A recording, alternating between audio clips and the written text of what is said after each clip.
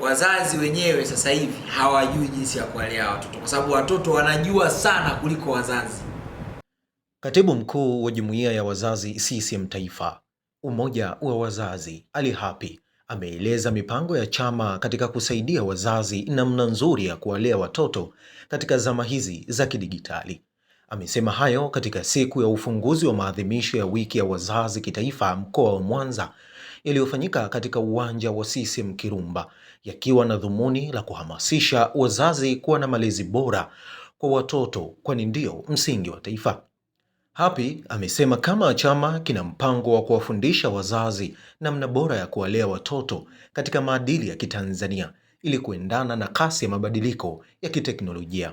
Kwanza Watanzania watarajie mabadiliko makubwa kwa sababu pamoja na maadhimisho haya wiki ya wazazi, tuna vikao vya kitaifa vya wazazi ambapo tunajifungia pamoja na mambo mengine kuweka mipango ya kuhakikisha tunafika kwa vijana wengi zaidi, kutoa elimu ya maadili na uzalendo wa nchi yetu.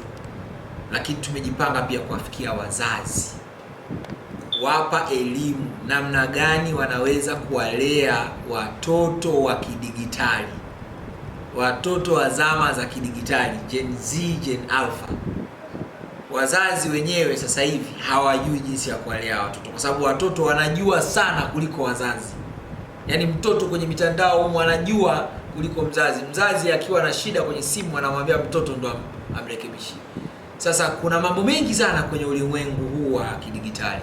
Lazima tutoe elimu kwa wazazi kwamba wao walivyolelewa na kizazi cha sasa kinataka malezi gani. Kuna mambo ya teknolojia, matumizi ya simu, matumizi ya television, matumizi ya internet na mipaka yake ni ipi. Katika hafla hiyo, mgeni rasmi alikuwa ni Spika wa Baraza la Wawakilishi Zanzibar, Zuberi Ali Maulid. Amewaasa wazazi na wananchi wote katika mkoa wa Mwanza kushirikiana katika maadhimisho hayo. Wananchi wote ambao wametunga mkono katika mambo haya, wiki hii inaendelea, watu tunaunga vitu vinavyoendelea. Mimi nawaasa waendelee kushirikiana na jumuiya pamoja na chama mpaka hapo tutakapohitimisha hii shughuli. Lakini naomba tuchukue nafasi hii kuwasifu sana na kuwapongeza sana waandishi wa habari, wananchi, vijana, wanafunzi, wale wote ambao wamepata hamasa kushirikiana nasi kwenye jambo letu hili.